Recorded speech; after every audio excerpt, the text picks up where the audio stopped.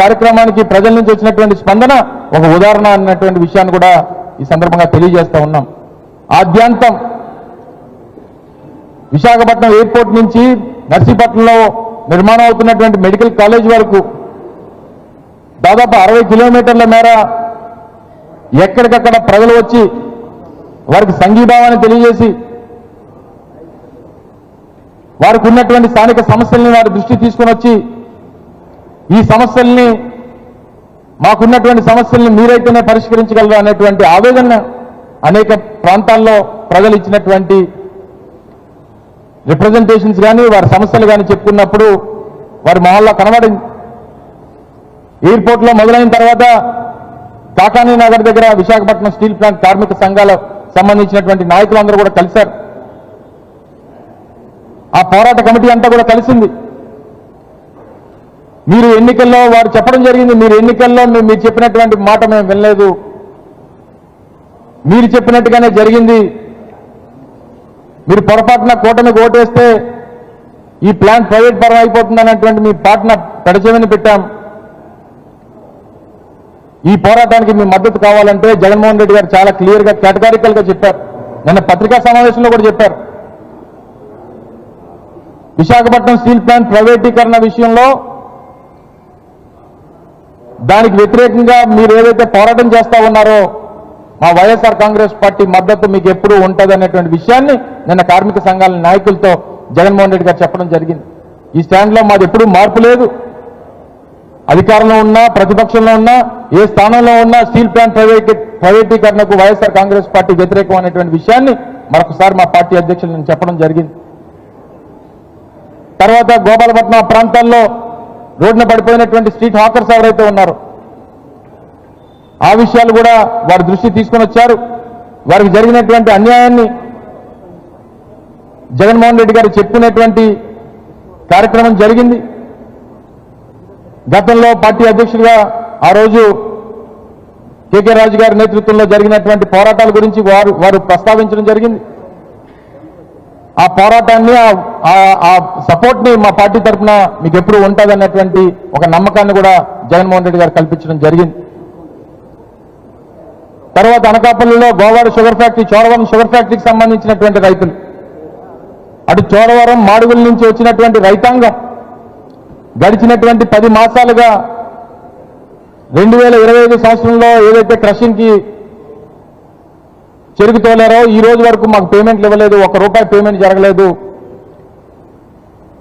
దాదాపు సంవత్సర కాలంగా మాకు ₹1 జీతాలు ఇవ్వలేదు, కార్మికులకి జీతాలు లేవు, రైతులకి పేమెంట్లు లేవు.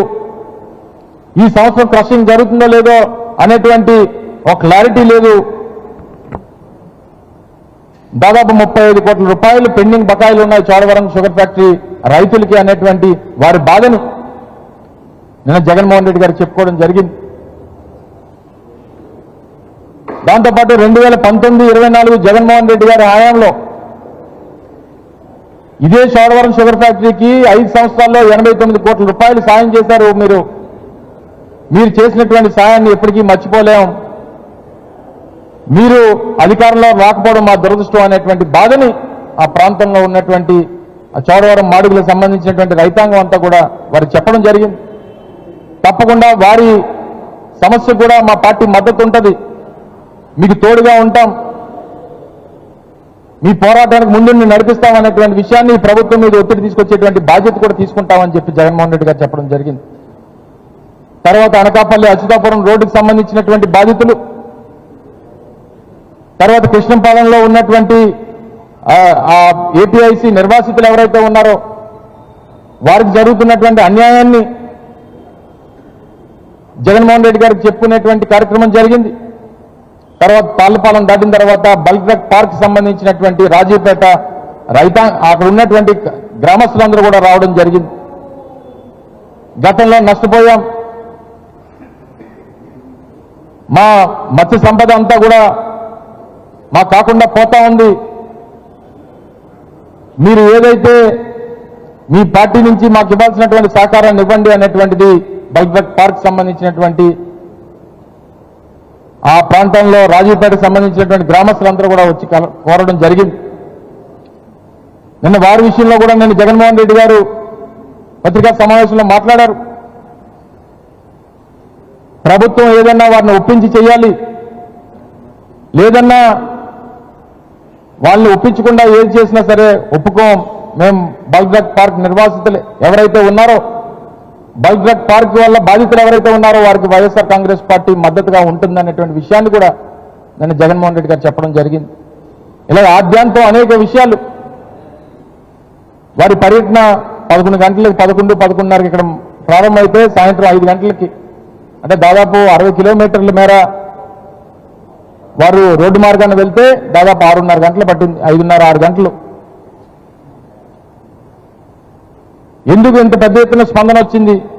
కేవలం ఈ ప్రభుత్వం మీద ఉన్నటువంటి వ్యతిరేకత, ఈ ప్రభుత్వం తీసుకుంటున్నటువంటి ప్రజా వ్యతిరేక నిర్ణయాలు, విద్యని గాలికి వదిలేసి, వైద్యాన్ని గాలికి వదిలేసి, వ్యవసాయాన్ని గాలికి వదిలేసి కేవలం అన్ని ప్రైవేట్ పరం చేయాలనేటువంటి ప్రయత్నం. ఈ రాష్ట్రం అంటే కేవలం అమరావతి మాత్రమే, ఈ రాష్ట్రంలో వేరే ప్రాంతాల అభివృద్ధికి మాకు సంబంధం లేదు అనేటువంటి విధంగా ఈ ప్రభుత్వం తాలూకా ఆలోచన కనబడతా ఉంది అనేటువంటి విషయాన్ని కూడా ప్రజలు ఎక్కడికక్కడ వ్యక్తపరిచా ఉన్నారు. ఉత్తరాంధ్ర ప్రాంతం ఈ ప్రభుత్వం నెగ్లెక్ట్ చేస్తా ఉంది, ఉత్తరాంధ్ర ప్రాంతానికి పూర్తిగా అన్యాయం చేస్తా ఉంది అనేటువంటి విషయాన్ని కూడా చాలా మంది ప్రజలు వచ్చి జగన్మోహన్ రెడ్డి గారిని కలిసినప్పుడు వారు చెప్పడం జరిగింది. నిన్న కార్యక్రమం అయిపోయిన తర్వాత కురుపాం గిరిజన హాస్టల్స్ లో జరిగినటువంటి విషయం మీ అందరూ చూశారు. వారందరికీ కూడా వారిని పరామర్శించారు. దాదాపు 47 మంది పిల్లలు నిన్న కేజీహెచ్లో ఉన్నారు. దగ్గర 70-75 మంది పార్వతీపురం ప్రాంతంలో ఉన్నటువంటి